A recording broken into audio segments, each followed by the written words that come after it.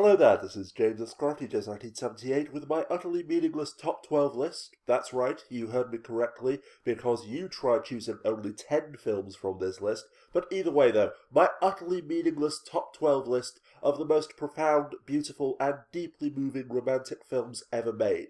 Utterly meaningless for three reasons. Firstly, because all reviews, top 5s, top 10s, and what have you, are entirely subjective personal opinions, meaning that you either agree with them or you don't. So I may as well simply name the movies and leave you to draw your own conclusions. Secondly, bearing in mind what I just said, because in order to create a short list of only 12 films, I've needed to define a romantic movie as one in which the main, if not sole, theme is the romantic love between at least two of the protagonists. Not a film in which there is any confusion over whether it's actually love or something that is often mistaken for love, such as infatuation or obsession. As a result, then, movies such as Breath, The Isle, Last Life in the Universe, and Sarum were disqualified precisely because of this confusion, because we couldn't be certain if it was genuine romantic love or something else. And even Airdoll and I'm a Cyborg But That's Okay didn't make the final cut, because although it was vital to the overall stories, the romance was not the main defining theme of those movies. Honestly though, there's no need for anyone to complain about this, because I still feel physically sick about cutting those movies from the list. But of course, even these criteria and how I apply them are entirely subjective, and I fully expect to have a massive argument with someone over Skype over whether or not the romance in Airdoll and I'm a Cyborg But That's Okay was the main defining theme of those movies or not. So once again, this top 12 is utterly meaningless because either you agree with me or you don't. And finally, the third reason why this list is utterly meaningless is because, as has been demonstrated time and time again, almost none of my subscribers give a flying fig about Asian cinema. And yes, spoiler alert, although I did seriously consider including films such as Once and Leaving Las Vegas, Once doesn't qualify as a romantic movie under the criteria I mentioned a moment ago, and Leaving Las Vegas isn't quite profound, moving, or beautiful enough to be included in the top 12, at least according to my own subjective personal opinion. So as a result then, 10 of the films on the following list are Korean and 2 are Japanese. Big surprise there. But as always, the relevant links are also down in the underbar, and bearing everything that I've said so far in mind, at number 12 is Closer to Heaven. The wonderfully realistic and true-to-life story of a young funeral director, that is to say, a young female undertaker, who falls in love with a man who is dying of a degenerative wasting disease. Set mostly in the hospital ward in which the man and other patients like him are effectively waiting to die, it is an incredibly genuine and powerful exploration of the emotional and psychological trauma which surround terminal illness. Not wanting to be pitied by the person who you love, and not wanting to endure the agony of watching the person who you love die. Of course, she deals with death for a living, so what's one more dead body? The man she loved. At number 11, Addicted, because having only just barely qualified as a love story, not a film about infatuation or obsession by the skin of its teeth, oh mother of all that is sweet and pure. A successful career woman lives a picture-perfect life with her husband and his younger brother until one day when 2 horrific car crashes leave her husband brain dead and his brother in a coma. Being brain dead, there is absolutely no chance that her husband will ever regain consciousness, but when his younger brother wakes up though, he doesn't seem to recognise his own reflection in the mirror. When the woman takes him home, he starts doing all of the things that his older brother used to do. He knows things that only his brother could have known, and he claims that he actually is his older brother. The question mark hanging over whether or not the brother's soul, for lack of a better term, has entered the wrong body throughout this movie is genuinely captivating. And the final denouement, for the love of the great holy donkey, you honestly need to experience this film for yourselves. Next, at number 10, is Garden of Heaven, Like Closer to Heaven, although neither is a carbon copy of the other in any way, shape, form or fashion, this is another gently moving, quietly powerful and touchingly realistic dramatisation of love on the border of death. Having once described this as the single most perfect movie ever made, although I've gained some deeper perspective since then, it is still an unassuming masterpiece, with a doctor who unwillingly took over his father's hospice, not wanting to spend his career caring for people who are merely waiting to die, learning the true value of what he does by helping the woman who he loves because she is dying of stomach cancer, and although they can only have a short time together, he can help her to treasure and value every moment and be the proof that she was alive. In a completely different style and genre, however, at number 9 is Frozen Flower, and I genuinely despise myself for not giving this film a higher ranking, but damn it, the movies that I'll list after this are even more profound, beautiful and moving, IMHO, and that is saying a hell of a lot. In any case, Frozen Flower is the greatest story based around a bisexual love triangle that I have ever experienced in my life. Set during a time when the Korean peninsula was divided into various empires and kingdoms, one gay king has been in passionate love with the head of his personal guard, his bodyguard, since they were both teenagers. Of course, like all kings, he is married, and his queen loves him dearly, but he has nothing but contempt for the woman, and although every autocrat's first duty is to produce a male heir, he refuses to ever sleep with her. So after an assassination attempt, knowing that the Emperor of Huan will do anything to replace him with a puppet ruler, the king orders the man who he loves to have sex with the woman who loves him to guarantee that he will have a successor. As well as conceiving a child together, though, the queen and the bodyguard both eventually fall hopelessly in love with one another. The king's jealousy and rage over the prospect of losing the man who he loves is overwhelming. His vengeance is unbelievably brutal, and amidst all of the political intrigue, the final confrontation between the bodyguard and the king is by far one of the most powerful, profound, and deeply moving scenes in cinema history. Returning to much more gentle and contemporary love stories, though, at number 8 is My Love, aka Love First. The touching stories of 4 couples in the run-up to a solar eclipse, all of which could be said to have a happy ending, depending upon your personal definition, and while on the surface only one of the 4 stories is especially profound and powerful, as demonstrated in films such as Closer to Heaven and Garden of Heaven, in real life, the deepest love is also often the quietest and the most unassuming, and in the story of the train driver especially, it is about treasuring what you had while coming to terms with what you have lost. Moving on then, remembering that the deepest love is also often the quietest, at number 7 is 3 Iron, the absolute masterpiece in which, to quote one reviewer, Kim Ki-duk makes silence sing. The virtually silent story of the deep spiritual and romantic love between 2 people who each have almost nothing of their own.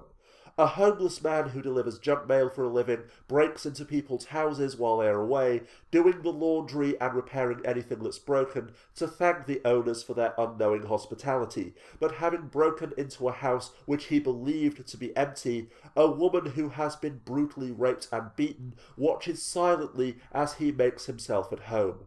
Like her uninvited house guest, she has nothing of her own. Although she is married to a rich man, he rapes and beats her constantly, and when the man saves her from her violent husband, she goes with him, never speaking a word and never really needing to do so. At this point, of course, the part of my mind that still despises me for cutting Airdoll and I'm a Cyborg from the list asks why on earth is Kim Ki-duk's most popular movie of all time, a film which I've repeatedly declared to be in the running for the title of greatest movie ever made, only ranked at number 7? For the same reason that My Love is only listed at number 8, Frozen Flower is only ranked at number 9, and so forth.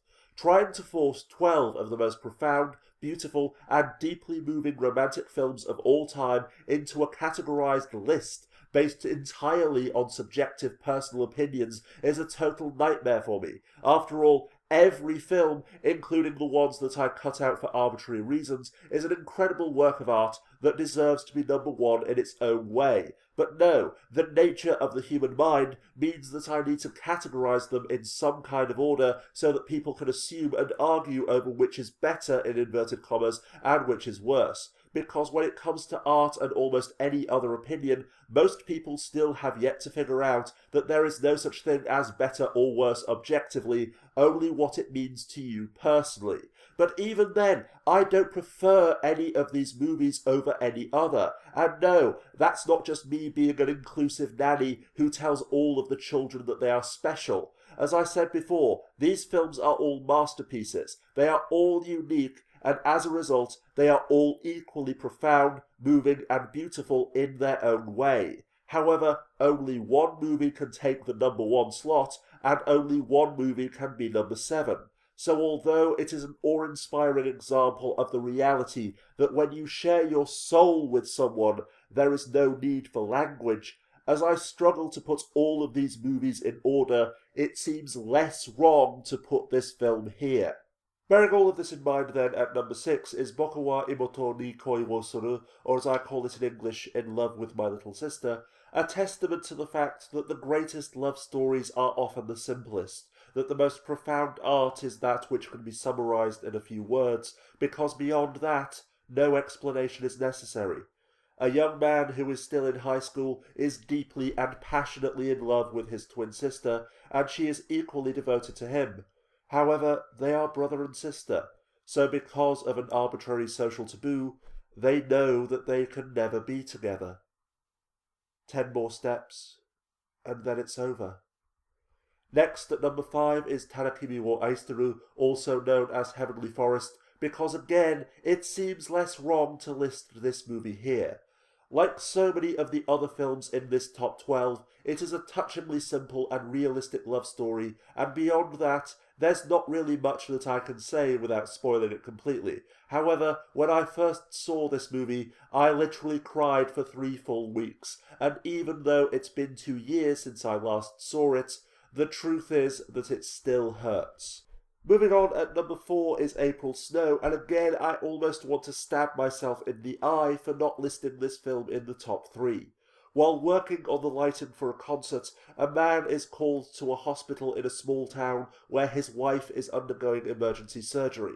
A woman who he's never met before is there as well, because her husband was in the same car. Both his wife and her husband end up in the intensive care unit, unconscious with little hope of ever recovering, and going through their personal belongings, trying to figure out what they were doing in the same car in the middle of nowhere. A video on the wife's camera slaps them in the face with the fact that for many years the two of them were having an affair. Torn between the feelings of shock, hatred and betrayal, and their desperate need for the people who they love to wake up to be with them again, the man and the woman have no one else to talk to about what it is that they endure, but at the same time they cannot even bear to look each other in the eye, until finally, as if to prove that the fates are incorrigible sadists, although they struggle against it, they both fall hopelessly in love. With a part of each of them now eager to take revenge on the people who betrayed them by having an affair of their own, and worse, secretly longing for their spouses to die so that they can be together, they cannot help but hate themselves, and when they do finally make love in a hotel room, we can almost literally taste the guilt. So as I often say when I discuss this movie, you believe that your love life is complicated? Next up at number 3 is Lover's Concerto, perhaps the greatest movie ever made, starring the magnificent Lee Yeon-ju. Of course, the entire cast of this film is spectacular, particularly Son Ye-jin. Then again, if there is such a thing as a bad or even mediocre Korean actor, then I have yet to see him or her in action. But either way though, this work of art begins back in the early 2000s, when a heartbroken and melancholy man who drives a cab for a living begins receiving handmade postcards, black and white photographs that cause him to relive the only time in his life when he was ever truly happy, when he met both of the women who he still loves. Like Tadakimi wo Aisuru, it's difficult for me to say any more about this movie without spoiling it completely. However, regarding the question of whether this is a bisexual love story, with the two women loving each other romantically as well as being in love with him, my answer is no. Instead, I perceive the women as sharing a deep emotional and spiritual love for each other, a common theme in Korean cinema which is painfully absent in non-Asian films. And just because the love they share for one another is not sexual or romantic, do not assume for a single second that it is in any way less meaningful or significant, because in the end, the women's love for one another is the basis of the most deeply profound and heartbreaking scene in this entire enchanting masterpiece. Either way, though, at number 2 is Castaway on the Moon, a beautiful allegory of how Teresa and I both saved each other in every possible sense of the term. As a result, it is so much more to each of us than a simple romantic movie. If you would like to know more about the film itself, then my good friend Alex, All Babies Are Rapists, has uploaded an excellent review on his channel. Again, the link is listed down as it on the bar, and I ask everyone to please subscribe to him. But now, we have reached the end of the list. Hugh James' 1978's number 1 most profound, beautiful, and deeply moving romantic film ever made, bearing in mind all of the subjective and arbitrary bullshit which renders this top 12 utterly meaningless. And although I wish I had something controversial, challenging, or at the very least unexpected to place in the top slot, at least from my point of view, in my humble opinion, the number 1 most profound, beautiful, and deeply moving romantic film ever made is Dream, the utterly incomparable masterpiece written and directed by Kim Ki-duk. In his dreams, a man pursues the woman who left him for another man, and walking in her sleep, a woman who he's never met acts out those dreams with the ex-lover whom she detests. The blurring of the line between reality and dreams in this film is genuinely compelling, with, for example, the main protagonist speaking Japanese while everyone else is speaking Korean, and no one seeming to notice or care. But to end this video by quoting the final line from my top 10 list of the most emotionally powerful movies written and or directed by Kim Ki-duk, in which once again Dream was number 1, how can a movie which shows self-inflicted agony and ends with a double suicide possibly be an affirmation of the transcendent and eternal beauty of life and of love? Ladies and gentlemen, I give you the work of the master director and screenwriter Kim Ki-duk.